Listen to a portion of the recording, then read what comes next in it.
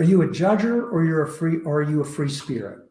So if you are a psychology fan and you read Carl Jung, he will talk about two basic personality types. Now, of course, everybody is some combination of both of them, but he talks about judgers and he talks about free spirits. Now, judgers have a certain view of the world, and they like others to conform to their viewpoint. They like to plan. I'll be honest with you, I'm a judger. I have certain ideas. When people are relatively young, they should be preparing for their future.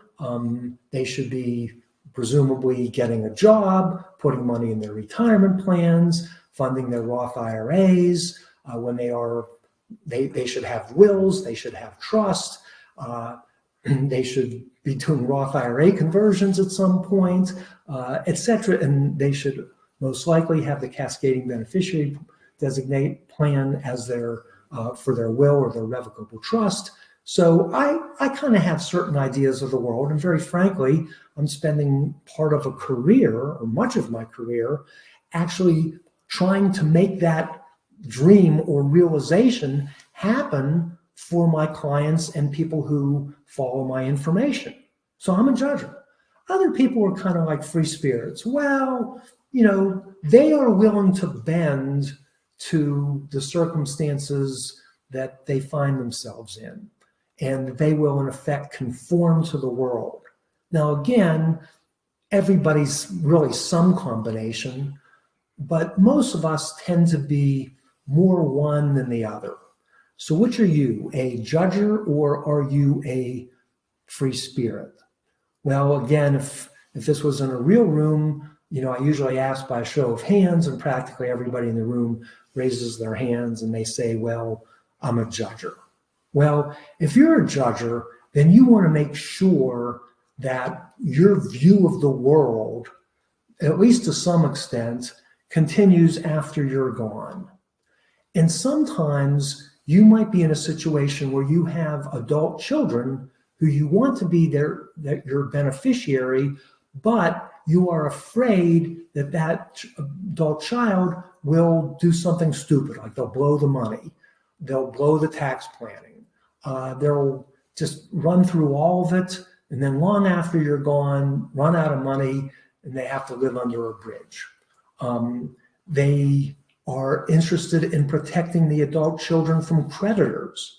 They're interested in protecting, this is again, I mentioned I don't want my no good son-in-law to inherit 1 red cent of my money. They're interested in protecting their children against future ex-spouses.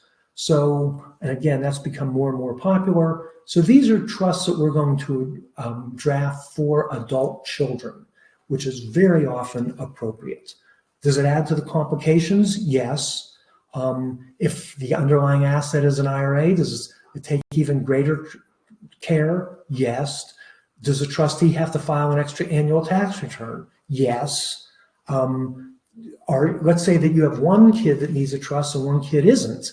Well, that's a little bit dicey.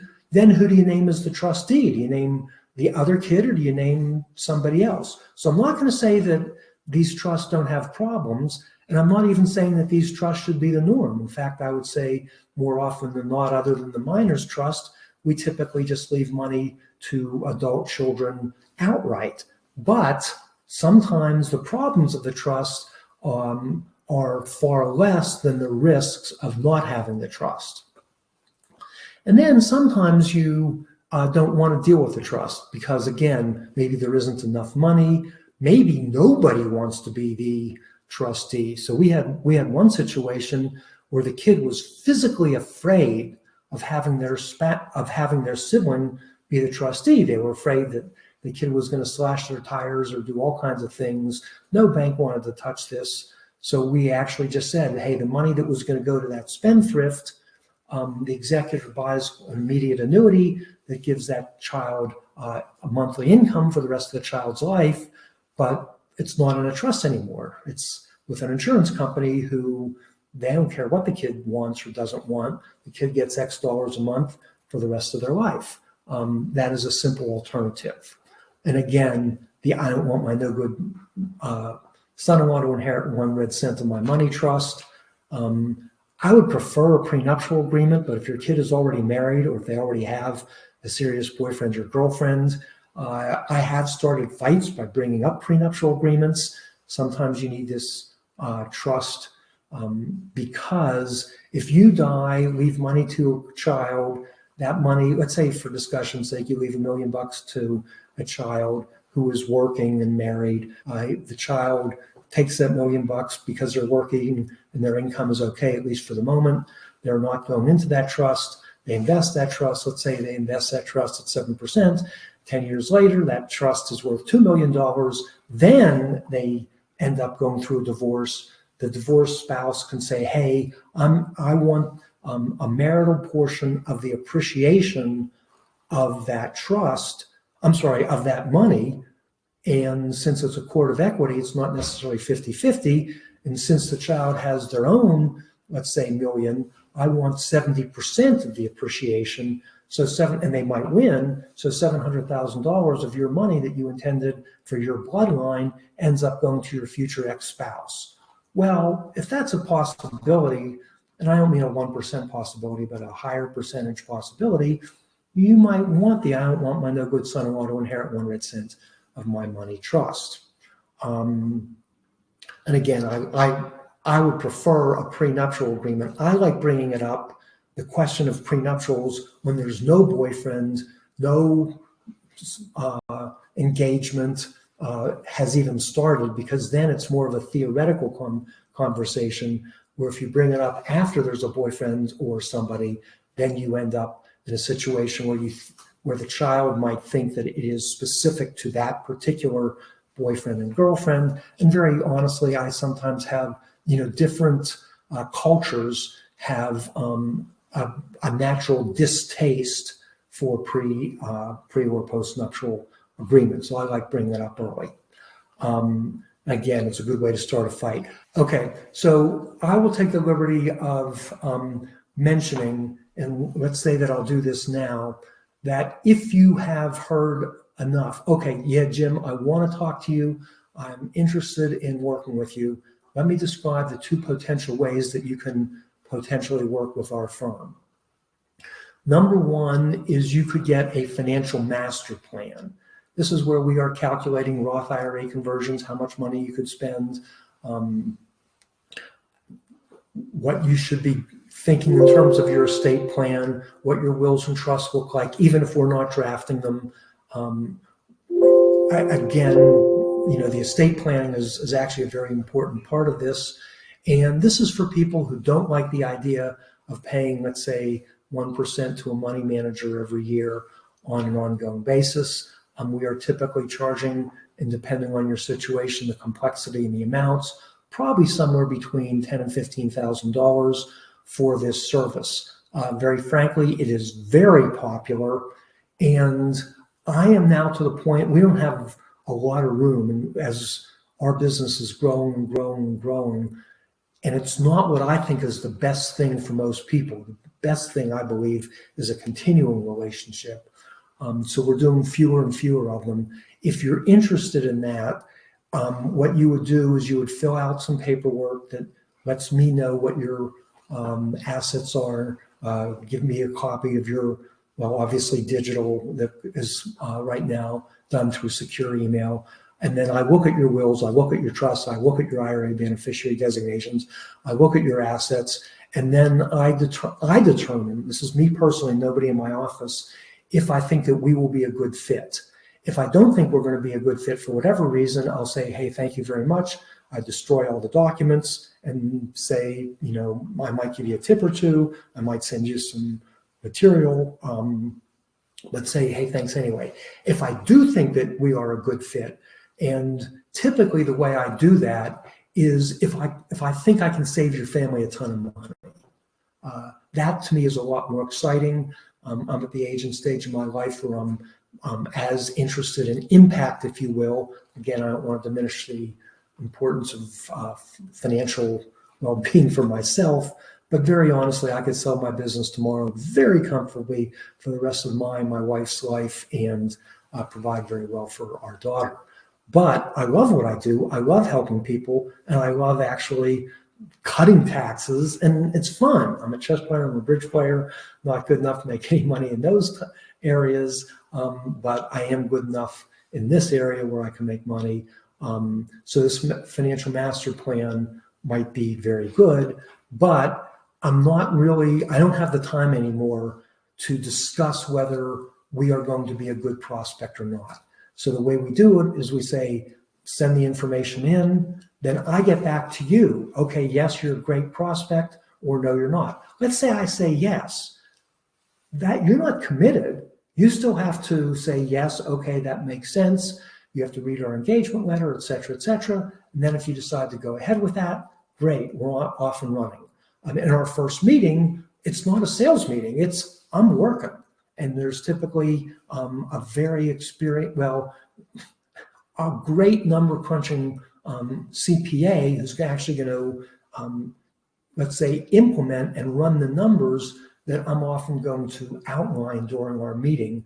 And the same with the estate plan. I'm going to talk, let's say, about some of the generalities of what I think should be done. And then one of our estate attorneys, and if you're real lucky, you'll get Matt Schwartz. I'm not going to promise that him. Will look at your documents, make recommendations, and potentially work with the estate attorney or even help you find somebody from somewhere else.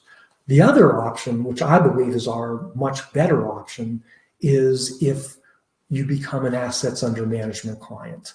So, the assets under management arrangement, typically it's a 1% fee on the first million, and then it goes down after a million, 90 basis points, 80 basis points, et cetera, depending on how much money is invested. And do I love our money managers? I absolutely do. I think that they are terrific. The people we're referring most business to, and by the way, we have a choice of three firms that we're working with, but I'd say the majority of the referrals that we're giving right now is to Buckingham and Adam Yofan. They have their own 40-point process, which I think delivers a lot of value in and of itself. They do a great job with investing using what I would call low-cost enhanced index funds. They are a great size company. They're ethical. I can go on and on about them. You'll meet them if you join us for the Q&A later at 1 o'clock. But if you didn't know me and you worked with them, it would most likely be a terrific engagement where you're paying 1% on an ongoing basis. But if you do it through us, they do the same job that they would otherwise. And we do what would otherwise be a $10,000 or $15,000 job doing this financial master plan the first year. And then subsequently, every year we have a review and update. So you're having most likely more than one meeting with Adam and his team on the investments, and you're having at least one meeting. We insist on at least once a year having a review with us.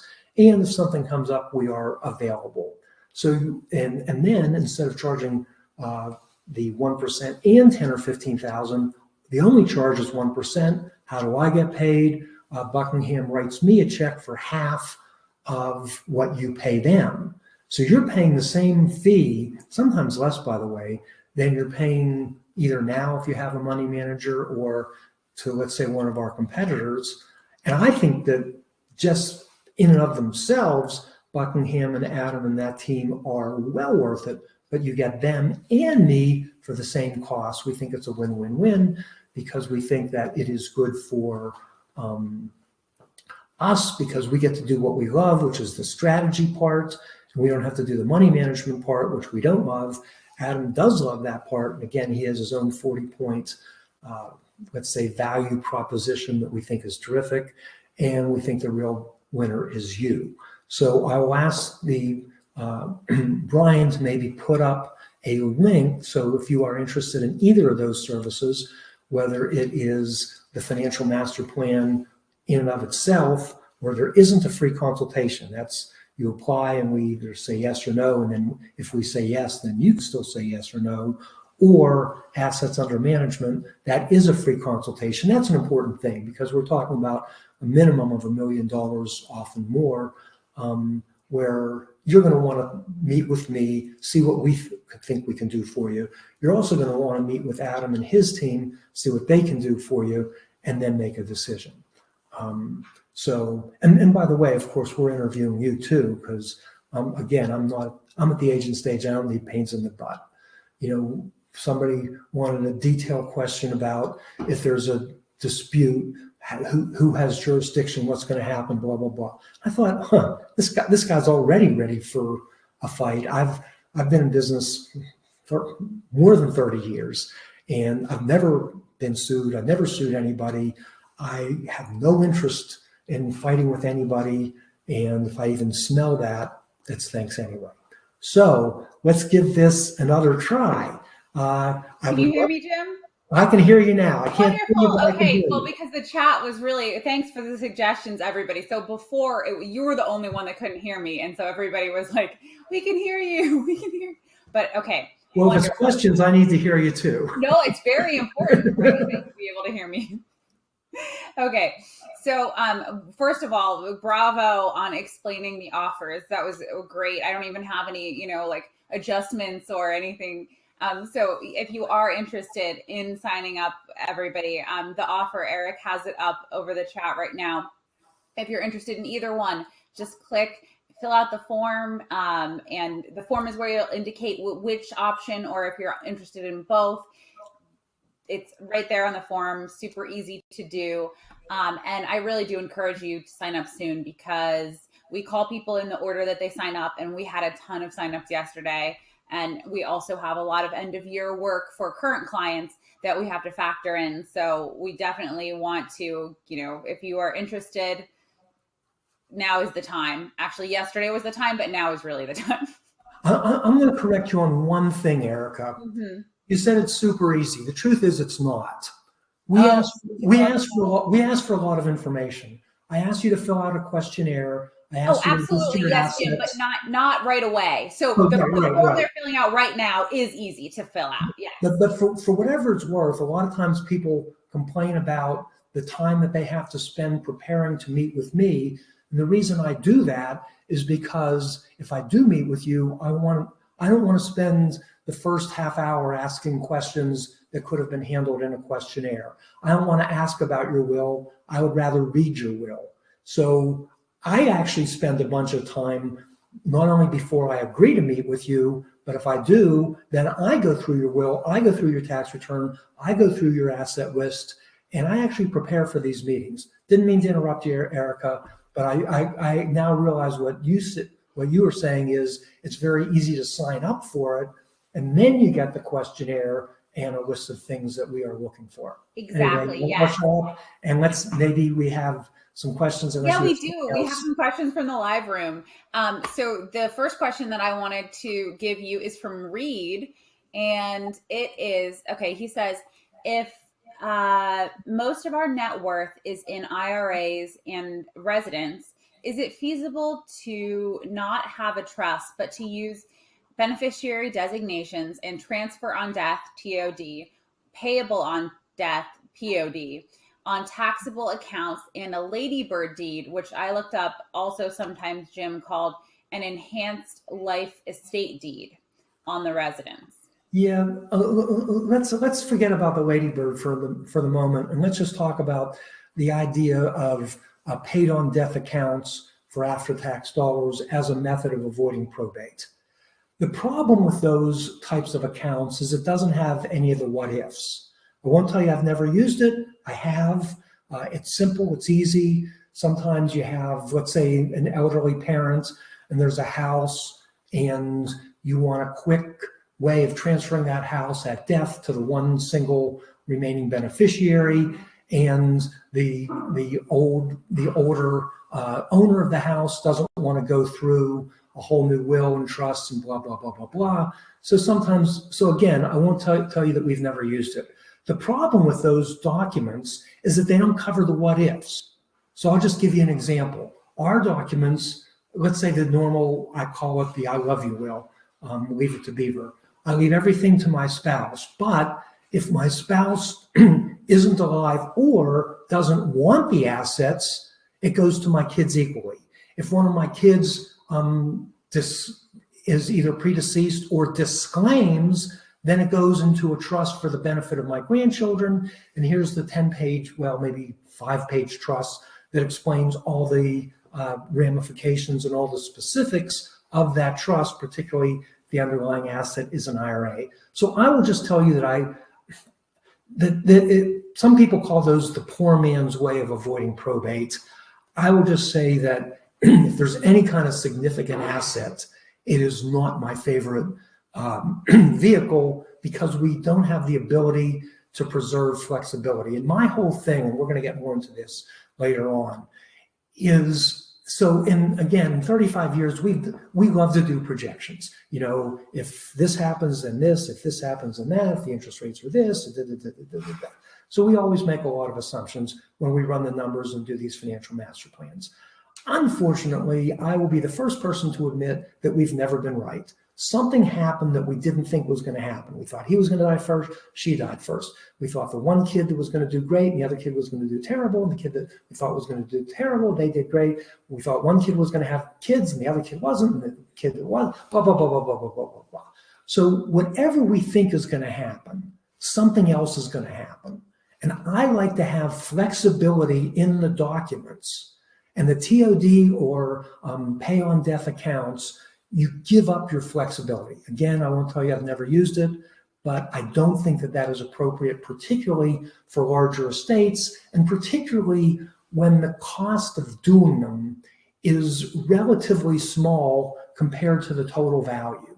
So if you have a couple $1 million estate and you're looking at a $5,000 or $10,000 fee to get the estate plan done right, that's really pretty insignificant. Now, if you have a $100,000 estate and you want to avoid the cost of redoing wills and documents, yeah, I get it. But anyway, I hope that helps. But I'm really a little bit hostile to people who are trying to simplify because they give up too much, at least with the documents that we do. We're going to talk about disclaimers, and we're really big on disclaimers, but I don't in general like that, because I don't like tying the hands of the executor and limiting options. I would much prefer to expand options. Hope that helps.